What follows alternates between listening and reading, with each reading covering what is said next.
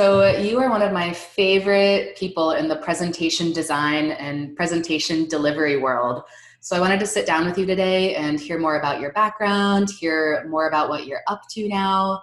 So why don't you start off for people who don't know you yet and tell us a little bit about what you do and what you're currently up to. So my focus right now is on helping business professionals create clear visual messages of financial data. And the way I think about it is that, virtually all data in a business is ultimately financial data because it's going to get down to measured in numbers at some point. So whatever data you have, whether it's sales, whether it is inventory, whatever it is, it's ultimately going to get down to dollars. And what I do is I deliver customized training sessions, both in person as well as virtual. And in those sessions, I focus on two things. One is creating effective Excel charts. And the second is effective PowerPoint presentations. Mm-hmm. And again, it's very corporate business focused. You've been doing this a while, right? Years and years and years of being an in-person and a virtual trainer. How many years have you done this now? It's almost 21 years that I've been doing it. So I have made most of the mistakes that people are going to make, and both in a workshop as well as in running a business. And that's what I hope to share with my audiences, because when they say, well, what do you do if this happens? Chances are I've made that mistake in front of an audience before. Well, take me back to 21 years ago. What were you doing before then? Did you have any financial experience or presentation experience? How did you get into all of this work? So prior to going out on my own, I spent 6.5 years in the mutual fund industry on the back office side. So I was on an industry group, and I created a new messaging standard for communicating information electronically between mutual fund companies and broker-dealers. And as part of that, I had to go across the country and sell this to all the industry participants. Why did you have to invest tens of thousands of dollars to upgrade your computer system? And as I did that roadshow, I would have people come up afterwards and say, hey, Dave, that was a really good presentation. Why did you do it that way? And I didn't know. I knew it was effective, but I didn't know why. And that sort of started me on the journey. So 21 years ago, I decided to leave the corporate world. And the first thing I did was, because I didn't have an expertise built up yet, is I joined another company and did project management training for them. So this was in 1999, right before Y2K. So you can imagine all the need for project management. And in fact, one of the turning points in my career early on was in 2001. I was paid to speak more than 150 days that year. That's insane. And yes, folks, look at Anne's face. She knows what I mean. So that's insane. And I decided at that point, okay, that's not sustainable. So what I needed to do is I needed to build my own expertise up so that I could charge more, work less days, and have a balance. And that's when I really started to focus on what people had told me, hey, excellent presentation. And I started to do the work to build that up. And it's, again, moved over time. And now it's really focused on the presentation of data because my background, I have a chemical engineering degree. I also have an MBA. So I have credibility going into an organization to understand their business and how they need to present it to executives. Do you know, how do we know each other? And how long have we known each other? I wonder if my memory is the same as yours. Well, yeah, I'm thinking you're probably going to tell me I'm wrong on this, but I think that I noticed you first on Twitter and had seen some of the stuff that you were doing earlier on. And when you decided to go out on your own, my recollection is I reached out and I because again, I had made so many mistakes in business already, reached out and said, hey, Anne, would you like to have a conversation? And I can share some of the stuff that I've messed up on. Hopefully you won't have to mess up on this because I've already done that. And it's one of the things that I really appreciated when I got started is to learn from those who had gone before and were able to give me the real world information about what you should or should not do or what you should consider Mhm. And I just tried to sort of pay it forward. Now, what's your recollection of of how we know each other? The same. I was getting started. So you're 21 years in, I'm 6 years in. I left my job in 2014. Right. And Okay. I remember that you and a couple other people, there was a small group of people who went out of your way proactively. I wasn't like, Dave, please help me. Oh my gosh. But you volunteered out of the goodness of your heart to be like, let me help you. Do you need any tips? Do you want to Skype? And that since then we've been connecting, over Zoom and Skype and so on, and Mhm. email and Slack a few times a year to kind of touch base. And I've always really appreciated that. So I also get asked a lot working in data visualization, like, do you feel like there's any discrimination against women in data? And sure, there's little things that happen here and Mhm. there, but for the most part, I remember people like you, males, it's actually it was all males first starting out who just went out of your way to make me feel welcome and included. So thank you so much for helping me get my start. Well, you're welcome. And I know that those of us who helped you early on have inspired you to help others through the formal programs you do, but also the informal programs that a lot of people never hear about. But those are the informal things that you help many others, and certainly whether it's through email, whether it's through Slack or all these other ways. And which is one thing we could encourage people who are watching this to do, is to think about what mistakes have you made in some area of your life that you could pass on to somebody who is either younger or starting out in that area, and help them, because it helps all of us. Yeah, some people, when I help them now, I think I reached a pivot point around, let's say a year ago, maybe at year 5, where I was like, oh, I don't have it all figured out, but I've learned a lot of stuff the long, hard way. And now I'm starting to have people ask me for advice. It's time to really pay it forward in Mhm. another way. And people always say like, oh, how can I return the favor? Should I take you out to dinner or something? It's like we're in different cities. That's not even possible. And I tell them, you're going to reach a point, maybe 5 years from now or so, where you're going to be able to pay it forward. And like, that's what you're going to do, because that's what we've all just kind of been doing is helping the next generation come up. And when we're able to travel again, it will be awesome if we happen to be in the same city, to be able to catch up. It's one of the challenges of our businesses, Mhm. is that we aren't in one spot necessarily for a long time, this being an exception right There's something else that I wanted to ask you about that I think now. is really unique about your situation is that you are a Microsoft PowerPoint MVP. And some people listening might know what that is, but other people may not have ever heard about the MVP program. So I'd love for you to give us your take on, what it even is. How do you become an MVP? What's involved? Like once you are an MVP, what are some of the cool things about, those benefits and being part of that community? Right. So the most valuable professional program is a program Microsoft has to recognize people who make significant contributions to their community of a technology. So many of the MVPs, short-term MVPs, are actually in more developer type of technologies. So in the entire universe of MVPs, those of us who are involved in office applications is a relatively small group. And so technically, I'm not a PowerPoint MVP anymore, because a couple of years ago, they amalgamated all the office apps, and a few others. So we're now officially called Office and Apps MVPs. But internally in Microsoft, they still do it by program, because we interface with the developer teams. So we have to interface with the appropriate developer teams. So I'm actually internally in Microsoft, I'm considered both a PowerPoint MVP as well as an Excel MVP. And recently I co-authored a book with a bunch of other Excel MVPs. And the way you become an MVP is you have to be nominated by a Microsoft employee, and sometimes an MVP can nominate as well.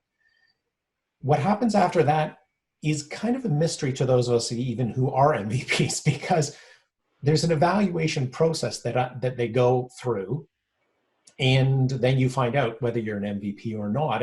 And by the way, it is an annual award. So you have to re-qualify every year. And we've just gone through the process of submitting all of our contributions.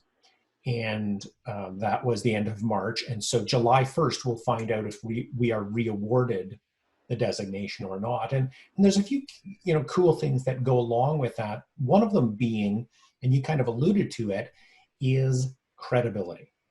So when I talk to a prospect or I'm in front of a group and I introduce myself and I talk about the MVP program, I'm one of fewer than 10 people in North America who are awarded for both PowerPoint and Excel.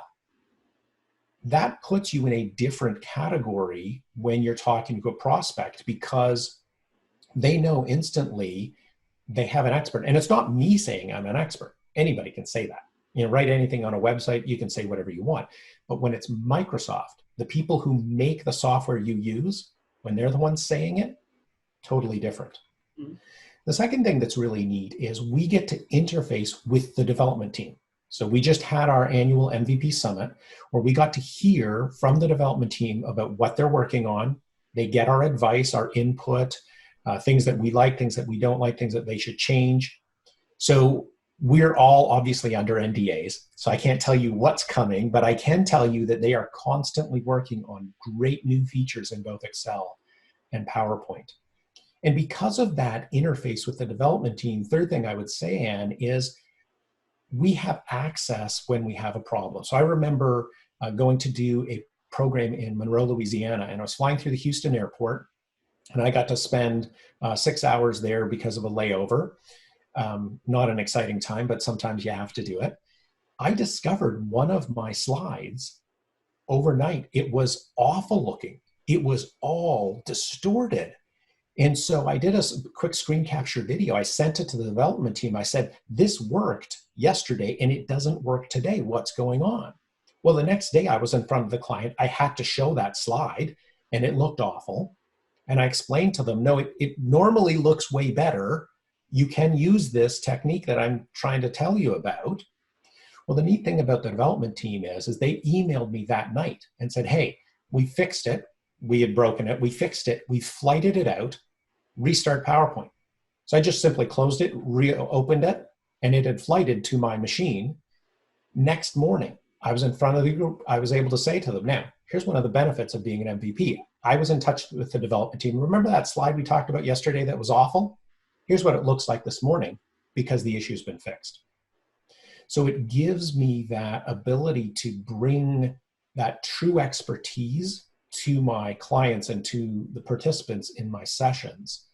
It's not an easy thing to get. You have to participate in, now when I say contributions, I'm talking about videos, articles, speaking at conferences for free, participating in forums. One of the things that is important for people to understand and why it's not as easy to become an MVP is anything you get paid for does not qualify.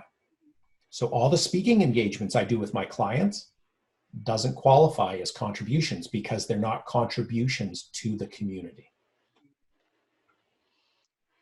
That access, though, is unbelievable. And I'm certainly a little bit jealous of that. And I'm, as you were speaking, I'm thinking like, okay, I should probably try to do the MVP thing at some point, because I think getting to craft what the software looks like and being listened to is so amazing. And what a great opportunity. Okay, this next and final thing that I want to ask you about is a little bit unfair because it's a huge question, but I wanted to ask you what one piece of presentation advice you would give to other people. Well, the advice I want to give is not actually from me. And you go, that's really strange, Dave. What do you mean? So I survey audiences every 2 years and I ask them what they think about the presentations they see. And so what I want to share is what they've told me. And by the way, presentations, for those of you watching this, if you think, gee, you know what, I'm seeing more presentations than I have in the past. I'm creating more presentations than I have. You're right. The survey says that people are creating and watching more presentations than ever before. In fact, 72% of the people said that they see 2 or more presentations every single week. Guess what? all those presentations have to be created. So I ask the audience members who fill out the survey, I ask them, tell me what you want us as presenters to do differently. The one thing they want us to know more than anything else is they're asking us, please make it about us, the audience, in 3 areas. First of all, when we're creating the presentation, they want it to be focused on them. They want there to be a goal or a purpose for this presentation. They want it to be focused on this audience, not a generic thing that any audience could see. And one of the big ones, they don't want information overload. And Anne, you and I know this is the biggest issue in presentations today. Instead, what they're asking us is, hey, you know what? I know you got tons of data. Put it in some sort of other document I can access online if I really want to, but focus it just on what I need for the decisions I have to make. Second area, your visuals. They want them to be clear, a headline that summarizes the message, a visual that illustrates that message. And please, if you need speaker notes, and it's perfectly okay to use speaker notes, don't put them on your slide. Too many people put them on the slide. Hey, there's this neat little area down below called speaker notes in PowerPoint. Put them there. That's where people want them to be. And then the third area is in the delivery. Audiences do not like it when the presenter stumbles through the presentation because it's the first time they've seen it too. They want us to rehearse. And the single biggest annoyance, and it has been #1 every survey I've ever done, is when the presenter reads the slides to the audience. I know you're cringing in, I can see that. Everybody cringes when I say that because they've seen it far too often. And medical research tells us that your audience can read 4 times faster than you can speak. So if all you're doing is reading your slides, you are guaranteed to be wasting 75% of their time. I ask my audiences, I say, show of hands, how many people love it when someone wastes their time? No hands have ever gone up. I guess your hand isn't going up, viewer, either, because you don't like your time wasted either. So my advice for presenters is it's not about you. It's not about your data. It's not about how much work you did. It's about what does this audience need to know for them to make the decisions that they need to make. Because again, most of what I do is presenting to executives that are typically making decisions. So that's why I use that sort of language when I'm talking about audiences. It's not about you. I love that. Now, you've got some resources about this annual survey that you give out. Where can people learn more about the survey? Sure, if they just go to my website, which is ThinkOutsideTheSlide.com, you'll see a link there under the free resources to the latest survey. There's a whole full report where I dive into all of the questions that I asked, all of the insight that I've gained from looking at the analysis. And that's the best place to go to take a look at the details of that survey. Great. And where can people connect with you if they want to learn more about presentations? So there's certainly my website, as I said, ThinkOutsideTheSlide.com. I also have a very active YouTube channel at Think Outside the Slide, where I post a lot of videos about tips about presenting in PowerPoint, tips about creating effective Excel charts. And I also do makeovers of before and after slides. So you can see how do these ideas apply to something that is real. In terms of social media, I am on Twitter, but I'm on LinkedIn far more than Twitter because again, my audience is corporate based. And so LinkedIn is really a better fit for me. Great. All right. Thank you, Dave. Thank you so much for giving us some tips and telling us more about you, your background, and the MVP program. Thank you so much. Thanks so much, Anne.